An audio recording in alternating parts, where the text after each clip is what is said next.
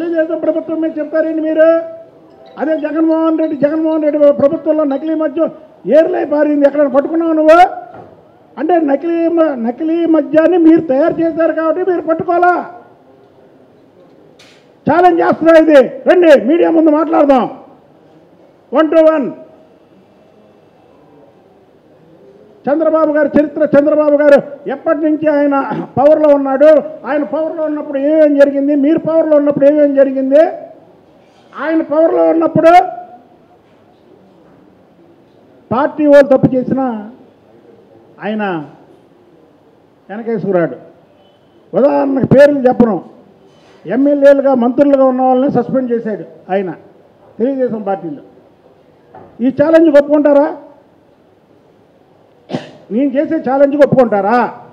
ఇది తెలుగుదేశం ప్రభుత్వంలో పట్టుకున్నాం మేము. అదే మీరైతే పట్టుకుంటారా?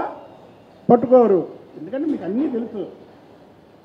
చేసేది మీరే, చేయించేది మీరే, దీన్ని ఎదురు మనిషి మీద బురద జల్లేది మీరే,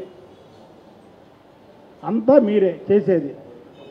ఏంటి అంటే మీకు ఈ రాష్ట్రం నాశనం అయిపోవాలా. మీరు చంద్రబాబు గారు 2014 నుంచి 2019 వరకు ఈ రాష్ట్రాన్ని గాడిలో పెడితే మీరేం చేశారు?